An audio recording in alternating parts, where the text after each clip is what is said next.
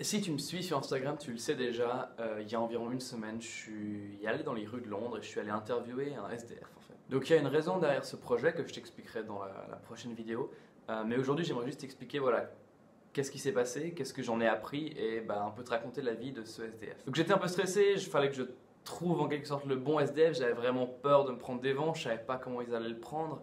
Et du coup voilà, j'étais dans un bus et puis j'ai juste cherché des SDF un peu au bord de la rue et tout d'un coup j'en ai vu un, je me suis arrêté, je suis sorti du bus et je suis allé vers lui et puis je lui ai demandé est-ce que je peux m'asseoir là, il m'a dit oui. Et puis voilà, je lui ai demandé est-ce que je peux te poser quelques questions et il m'a dit oui et puis après on a juste commencé à discuter. Donc moi je voulais juste comprendre comment est-ce que quelqu'un devient SDF. Ça c'était vraiment un truc, voilà, j'ai plein de préjugés, j'ai vu beaucoup d'SDF, j'ai jamais vraiment parlé avec des SDF et du coup c'était un peu une première. Et donc ce qu'il m'a raconté, c'est que c'est pas du tout quelqu'un qui avait une vie normale et puis après tout d'un coup il est devenu SDF. Et ça c'est en fait très rare comme scénario. Et ce qui se passe souvent, c'est un peu son cas. En gros, depuis tout petit, voilà, il s'est fait agresser par ses parents, sexuellement. Et puis voilà, à l'âge de 7 ans, la police et puis les services sociaux, ils ont réalisé ça et du coup ils l'ont sorti de la famille. Et ils l'ont mis dans ça s'appelle des care house, enfin des sortes de maisons d'orphelins en fait. Et là en fait, du coup ils l'ont déplacé de maison d'orphelinat en orphelinat. Donc il a jamais vraiment pu avoir des vraies amitiés, des trucs comme ça, parce qu'il a beaucoup changé de place. Il m'a même raconté que certains orphelinats étaient gérés par des pédophiles. Je ne sais pas si c'est vrai, probablement, c'est complètement fou. Dans ces orphelinats, ils vont pas à l'école en fait, donc ils sont juste toute la journée dans ces maisons, on s'occupe pas vraiment d'eux. Il disait que le staff était horrible, qu'il n'y avait pas du tout d'amour. Et puis tout ce qu'il faisait, c'était sniffer de la colle apparemment. Et donc, c'est parce que lui-même a voulu apprendre à écrire et à lire qu'il se l'est appris à lui-même, mais il n'aurait jamais appris à lire et à écrire.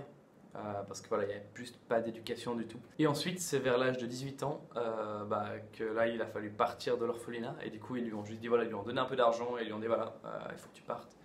Et puis voilà, donc là, directement, il s'est retrouvé dans la rue. Donc déjà, juste par ce parcours de vie, tu réalises, il avait aucune chance. Genre, juste par ses parents, les services sociaux, l'orphelinat, il n'y avait aucune chance qu'il fasse un truc cool de sa vie parce qu'il n'a jamais eu accès à quoi que ce soit. Mais continuons. Donc, il a 18 ans, évidemment, il a nulle part où aller. C'est là qu'il passe ses premières nuits dans la rue. Il a un peu d'argent, donc il le dépense. Il rencontre les mauvaises personnes, donc ça veut dire qu'il commence à prendre de la drogue. Et c'est assez normal dans la rue, tu vois. Le problème, c'est que il gagne pas d'argent, donc pour payer pour ses drogues, il y a un moment où tu es obligé de faire des trucs illégaux. Donc, il commence à cambrioler des voitures, il commence à cambrioler des maisons. À un moment, il se fait arrêter par la police et il est foutu en prison pour une année. Donc, il passe une année en prison.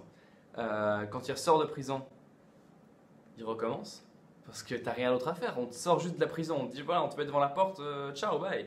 On te donne quelques affaires et c'est tout. Donc, forcément, voilà, tu recommences. Et puis, du coup, il était accro à des drogues fortes, à des drogues dures.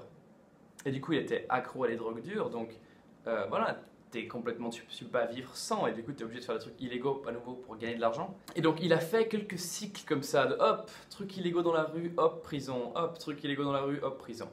Et puis après, au bout d'un moment, ça a arrêté, j'ai pas exactement compris comment, quel a été le déclic. Mais en gros, maintenant, il a une sorte de substitut à l'héroïne, qui est fourni par l'État en fait pour les accros. Il prend plus du tout de drogue. Il vit toujours dans la rue, mais genre il prend soin de lui. Genre c'est assez intéressant. Je te mettrai un lien vers l'article. En gros, il a plusieurs sacs avec lui. Tu as un sac où il a des affaires, tu vas pas prendre soin de lui, genre des affaires de douche. Il se brosse les dents dans les toilettes publiques et plein de trucs comme ça. Donc quand tu le vois, il est SDF, mais genre il pue pas ou comme ça. Genre il a un peu une hygiène de vie d'SDF en quelque sorte. Et ça c'est vraiment touchant à voir. Un autre truc super touchant qu'il m'a raconté, c'est qu'il a eu des copines. Il a eu des copines SDF aussi. Et puis c'est en fait une des raisons pour laquelle il est venu à Londres, c'est parce que apparemment sa copine était là. Mais elle s'est cassée comme ça quelques jours avant que je vienne l'interviewer, donc il était un peu saoulé. Il reçoit aussi de l'argent de l'État par mois, je crois que c'est 400 livres ou un truc comme ça, ou même moins. Voilà, juste de l'argent comme ça, qui est de l'argent qu'on donne aux gens qui sont malades et qui peuvent rien faire du tout. Donc c'est clairement pas assez pour vivre. Donc voilà, il utilise cet argent pour s'acheter un peu à manger, puis s'acheter des bières parce qu'il est encore alcoolique. Et en gros, il me disait que s'il arrête de boire, s'il n'a pas au minimum 2 bières par jour, il commence à trembler, il commence à suer, et il commence vraiment à être pas bien. Donc ça, c'est le prochain problème qu'il va essayer de régler, mais difficile. Puis dernière anecdote qu'il m'a raconté, c'est que quand il reçoit ses 400 livres par mois, même s'il peut absolument pas se le permettre, des fois ce qu'il fait, c'est qu'il va dans un hôtel pas cher du tout, juste pour une nuit, pour avoir le privilège de se sentir à nouveau comme une vraie personne, que les gens le regardent, l'appellent monsieur, parce qu'il dit que genre vraiment ça c'est ce qui est le plus dur dans la rue, c'est que les gens te regardent plus, on essaie de t'ignorer, t'existes plus en fait, t'es juste un trottoir, et ça il disait que c'était vraiment hyper dur. Et puis du coup il était prêt à payer beaucoup plus que ce qu'il a comme argent pour avoir la chance d'aller dans un hôtel une fois et qu'on le regarde, qu'on lui donne une carte, enfin de se sentir comme un humain à nouveau. Voilà, maintenant il a 43 ans, il vit dans la rue. Je sais pas ce qui va se passer avec lui. Ce qu'il m'a dit, c'est qu'il partait à Glasgow. Et puis voilà, il fait souvent des trajets en train en Angleterre et puis il se cache dans les toilettes. Ou alors il fait semblant d'être trisomique et puis il dit que ça marche bien et que les contrôleurs l'embêtent pas trop. Et puis il va à Glasgow pour régler sa vie apparemment, parce que voilà, là-bas c'est mieux quand on est SDF ou je sais pas quoi. Je lui ai donné le nom du site web où j'ai publié mon article. Voilà, il y a une petite boîte où il peut faire un commentaire. Il n'a pas encore fait de commentaire. Je sais pas. Je vais probablement jamais le revoir, mais c'était une rencontre curieuse. C'est toujours difficile parce qu'on ne sait pas ce qui est vrai, ce qui est faux. J'étais vraiment fasciné parce qu'il savait encore son âge, il se rappelait de plein de choses alors que tu vois, il savait quel jour on était. Alors que quand on est dans la rue, ça n'a plus aucune importance, mais il me disait qu'il avait tellement de temps et tellement de... Tout devient tellement absurde qu'il faut essayer de s'accrocher à des trucs et c'est pour ça qu'il essaie de savoir exactement quel jour on est. Mais il dit qu'il s'en fout, mais qu'il le sait quand même.